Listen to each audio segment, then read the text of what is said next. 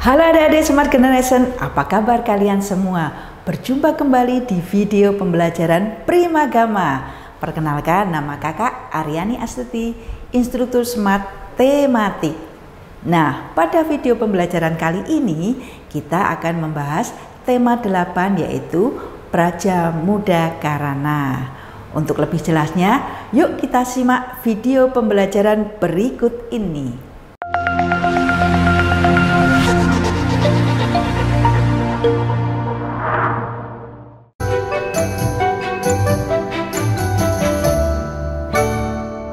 Ya, kali ini kita akan belajar tema 8, yaitu Praja Muda Karana. Apa sih Praja Muda Karana? Iya, adik-adik kelas 3 sudah ikut pramuka kan? Nah, pramuka itu singkatannya dari Praja Muda Karana. Artinya anak-anak muda nanti yang berkreatif. Ya, untuk jelasnya nanti kita akan belajar beberapa mata pelajaran ya. Kali ini yang pertama kita ajarkan yaitu bahasa Indonesia. Bahasa Indonesia kita akan belajar KD 3.9 mengidentifikasi lambang atau simbol, nanti bisa rambu lalu lintas, pramuka ataupun lambang negara. Berikut beserta artinya dalam teks lisan, tulis maupun visualnya. Ya, apakah lambang itu? Kita lihat ya, pengertian dari lambang itu apa sih adik-adik? Nah, pengertian dari lambang itu adalah sesuatu seperti tanda, itu yang mengandung maksud tertentu. Nah, sesuatunya tadi apa? Bisa berupa lukisan, lencana, dan sebagainya. Nah, kemudian contohnya dari lambang ini, gambar tunas kelapa. Tahu kan adik-adik tunas kelapa itu lambangnya apa? Jelas ya, betul, yaitu lambangnya pramuka. Nah, kemudian ada warna biru. Warna biru itu lambang dari kesetiaan adik-adik. Oke, soal yang pertama. Galih dan Ratna duduk di kelas 3 SD. Mereka adalah anggota pramuka. Pramuka adalah Praja Muda Karana yang memiliki arti jiwa muda yang suka berkarya. Galih dan Ratna adalah pramuka siaga yang selalu bergembira dan bersemangat mengikuti kegiatan pramuka di sekolah. Dengan mengenal pramuka, Galih dan Ratna lebih mencintai negara Indonesia. Pertanyaannya adalah, dari bacaan di atas, pramuka juga mengajarkan anggotanya A. Menjadi anak yang mandiri, B. Menjadi anak yang suka bersenang-senang, C. Menjadi anak yang lebih mencintai negara lain, ataukah D. Menjadi anak yang suka bermain. Nah, dari bacaan di atas anak-anak berarti menjadi apa? Iya, menjadi anak yang mandiri. Oke, kita lanjut soal berikutnya. Nah, soal kedua ya adik-adik.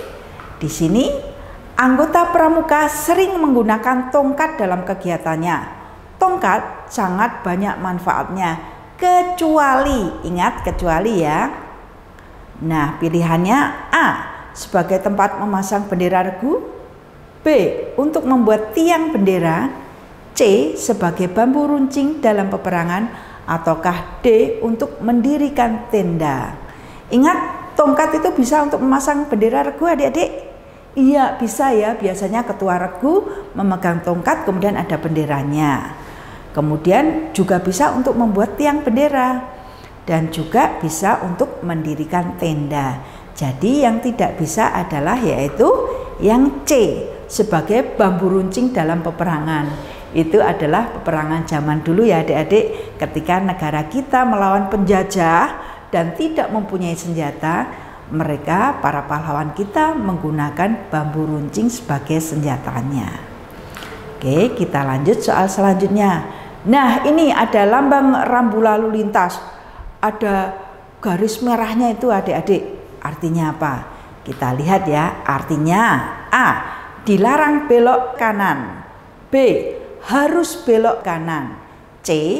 Dilarang putar balik, ataukah D. Harus putar balik. Melihat gambarnya ya atau lambangnya berarti artinya adalah A. dilarang belok kanan ya. Kalau larangan itu ada garisnya adik-adik, ada stripnya. Kita lanjut. Di sini ada rambu petunjuk berikut. Ada gambar tempat tidur adik-adik dan juga ada gambar palang merahnya. Nah, rambu ini bermanfaat untuk memberi petunjuk apa? Kita lihat. A. Penginapan. Ada tempat tidurnya ya. Penginapan kah? Kita lihat dulu. Yang B. Tempat istirahat. Wah, kalau capek tidur begitu ya, Dek. Yang C. Tempat tidur ataukah D. Rumah sakit. Nah, di sini berhubung gambarnya ada bed, ada tempat tidur itu, kemudian ada palang merahnya, berarti jawabannya adalah ya, rumah sakit. Ya, kita lanjut ya ke soal berikutnya. Nah, soal ini banyak kegiatan pramuka yang diajarkan melalui permainan. Apakah nama permainan dari gambar di bawah ini? Wah, gambarnya mana ya? Ya, nih. Kakak munculkan. Nah, di sini ada permainan anak-anak pramuka menggunakan tongkat. Nah, apakah nama permainannya? A. Bambu lompat. B. Tongkat goyang. C. Tongkat berantai. Ataukah D. Lompat tongkat? Jawabannya adalah apa ya? Iya, bambu lompat. Dengan bambu kita melompat-lompat ya adik-adik. Oke adik-adik, kita lanjutkan ke materi selanjutnya, yaitu kita akan belajar matematika. Siapa yang senang matematika? Waduh, adik-adik senang semuanya ya, bagus. Karena matematika akan berguna tidak hanya waktu kecil, tapi berguna sampai seumur hidup kita ya adik-adik. Nah, di matematika ini kita belajar apa? Kita belajar menjelaskan sudut. Nanti ada jenis sudut, sudutnya ada siku-siku, ada lancip, ada tumpul. Kemudian nanti ada arti sudut juga apa, nanti kita pelajari ya. Nah, apakah sudut itu? Nah, pengertian sudut adalah pertemuan antara dua garis lurus yang bertemu pada satu titik. Itulah adik-adik yang dinamakan sudut. Kemudian ada jenis-jenis sudut, yaitu sudut lancip, kemudian sudut siku-siku, dan sudut tumpul. Nah, kalau sudut lancip itu sudutnya kurang dari 90 derajat. Kalau siku-siku sudutnya pas sekali dengan 90 derajat. Kalau sudut tumpul lebih dari 90 derajat. Sudah jelas ya? Biar kita lebih jelas dan lebih mantap lagi, kita latihan soal-soal. Nah, soal yang pertama. Sudut yang besarnya 90 derajat disebut sudut. Ingat ya. A. Apakah sudut lurus? B. Sudut lancip. C. Siku-siku. Dan D. Sudut tumpul. Nah, jawabannya adalah sudut yang 90 derajat disebut ya, C. Siku-siku. Soal yang kedua. Sudut yang ukurannya lebih besar dari 90 derajat adalah A. Sudut lurus, B. Sudut lancip, C. Sudut siku-siku, ataukah D. Sudut tumpul. Ingat ya adik-adik, lebih dari 90 berarti sudut tumpul. Oke, soal yang ketiga. Sudut yang besarnya 86 derajat disebut sudut. Ingat, 86 derajat itu lebih dari atau kurang dari 90. Nah, berarti kurang dari ya. Kalau kurang dari berarti jawabannya adalah lancip. Betul ya, sudut lancip. Soal selanjutnya, bangun datar berikut yang jumlah sudutnya bukan 360 derajat adalah A. Persegi, B. Persegi panjang, C. Segitiga sama sisi, ataukah D. Trapesium. Ingat, persegi dan persegi panjang, satu sudut biasanya besarnya berapa? 90 derajat ya. Berarti kan ada 4 sudut adik-adik, berarti 360. Di sini yang sisinya bukan 4, yaitu yang C, segitiga sama sisi. Jumlah sudutnya kan hanya 3. Kalau 3 berarti hanya 180. Jadi yang bukan 360 adalah segitiga sama sisi. Soal selanjutnya, bangun datar yang memiliki 3 sisi dengan 2 sisi yang sama panjang dan satu sudutnya 90 derajat disebut bangun A. Segitiga siku-siku, B. Segitiga siku-siku sama kaki, C. Segitiga siku-siku sama sisi, ataukah D. Segitiga siku-siku sembarang. Ingat adik-adik, adakah segitiga siku-siku sama kaki? Tidak ada ya adik-adik. Nah, jadi jawabannya adalah yang A. Segitiga siku-siku. Nah, hanya itu, segitiga siku-siku. Oke adik-adik, kita lanjut ke pelajaran IPA ya. IPA kita akan belajar mengenal teknologi, mengenal perkembangan teknologi produksi, komunikasi, dan transportasi. Sebenarnya IPA ini tidak ada di KD kita ya adik-adik, tetapi kita mengulang di tema 7 kemarin ya. Nah, di sini ada pengertian teknologi pangan. Teknologi pangan adalah penggunaan ilmu pengetahuan untuk mengolah pangan. Teknologi pangan dapat menghasilkan makanan baru. Nah, contohnya apa adik-adik? Ada nugget. Siapa yang suka nugget? Iya, dari bahan dasar ayam, kemudian diberi bumbu-bumbu, kemudian diberi tepung panir, akhirnya jadi nugget. Rasanya enak sekali dan praktis ya adik-adik. Kemudian ada yogurt, kemudian juga ada sosis. Sosis itu bisa dimasak dari bahan ayam ataupun sapi ya. Kemudian banyak lagi macam-macam makanan dari teknologi baru. Nah, untuk jelasnya kita lihat soal-soal berikut ini. Untuk mendapatkan pakaian yang berkualitas baik dari bahan dasar kapas, kemudian dilakukan kegiatan A. Memintal, B. Menjahit, C. Menenun, D. Menyongket. Nah, jawabannya adalah yang A. Memintal. Jadi dari kapas adik-adik dipintal menjadi benang, benang kemudian ditenun menjadi kain, kain kemudian dibuat pola, jadilah pakaian yang kita pakai. Oke, kita lanjutkan soal berikutnya. Di sini keju sangat disukai oleh beberapa orang. Keju terbuat dari bahan A. Kelapa, B. Susu, C. Kacang, ataukah D. Kedelai. Nah, keju dibuat dari apa? Dari susu. Ya, sudah jelas? Lanjut ya adik-adik. Indonesia terkenal dengan tahu bacem. Bahan dasar untuk membuat tahu bacem adalah A. Kelapa, B. Ketela, C. Kacang, ataukah D. Kedelai. Ingat tahu dari apa adik-adik? Iya, betul, dari kedelai. Nah, selain dibuat tahu, kedelai juga dibuat apa? Tempe, kemudian kecap ya. Bisa dibuat juga susu kedelai adik-adik. Oke, kita lanjut soal berikutnya. Di bawah ini yang bukan media menulis surat adalah A. Daun, B.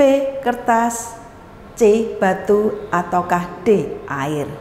Di sini yang bukan adalah air. Nata de coco adalah makanan yang digemari dari kalangan muda sampai tua.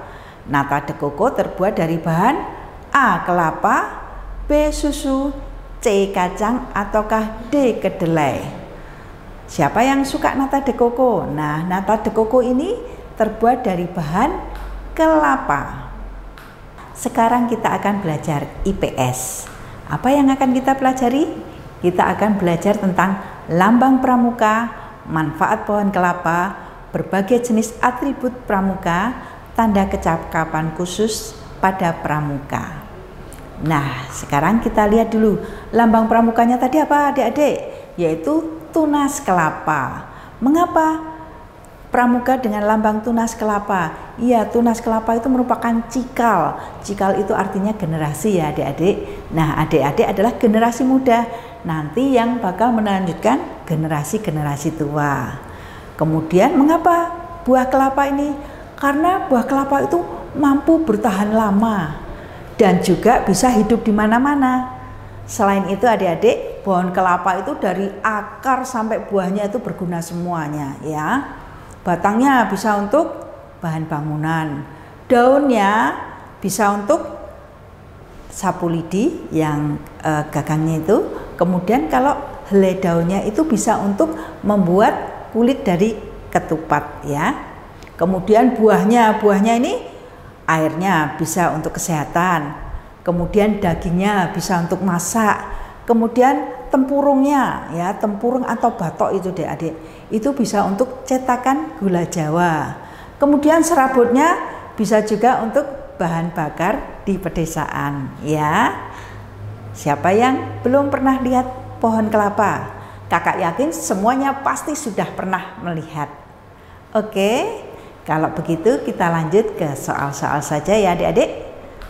Nah, di sini soalnya adalah lambang gerakan pramuka berupa A. Kelapa sawit, B.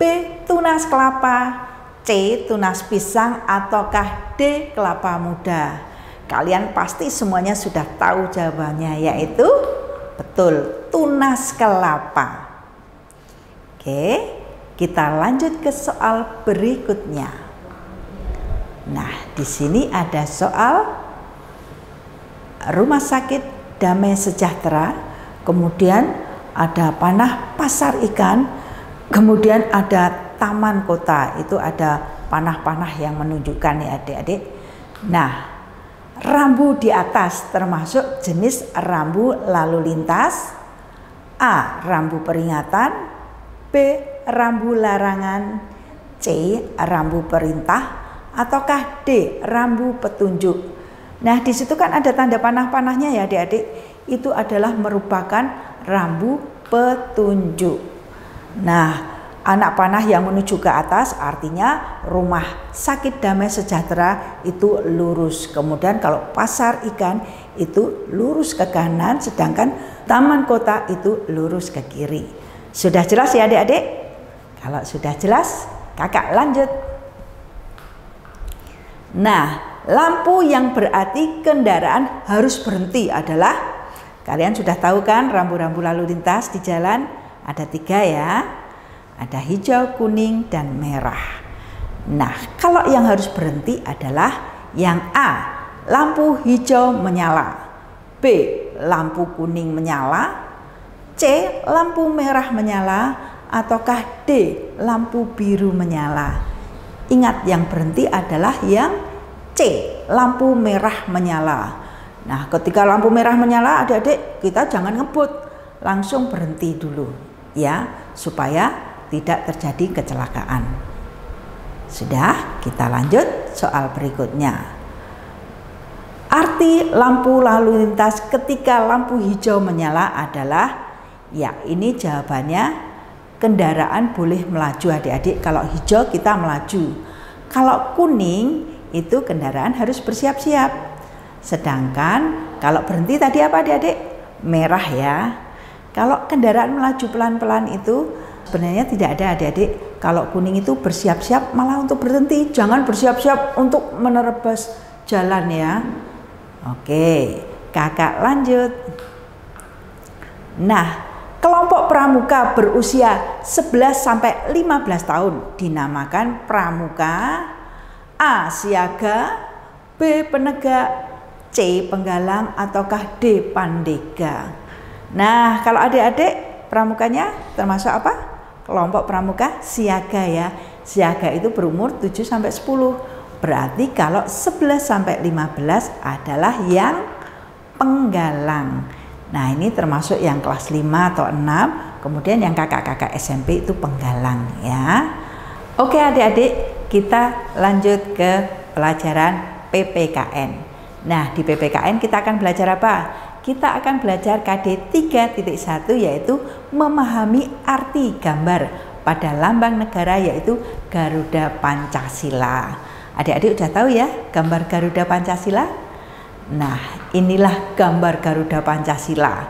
Di sini ada perisainya, adik-adik. Perisainya ini berbentuk apa? Jantung ya. Nah, di dalam perisai ini ada 5 sila. Yang pertama yang bergambar bintang, yaitu sila ketuhanan yang Maha Esa. Kemudian yang kedua yang mana adik-adik? Nah, yang kedua adalah rantai emas ya. Kemudian sila ketiga yang pohon beringin. Sila keempat yaitu kepala banteng, dan yang sila kelima yaitu padi dan kapas. Di kelima sila ini mempunyai arti sendiri-sendiri ya adik-adik. Nah, kita selanjutnya nanti juga bisa belajar kelima sila ini.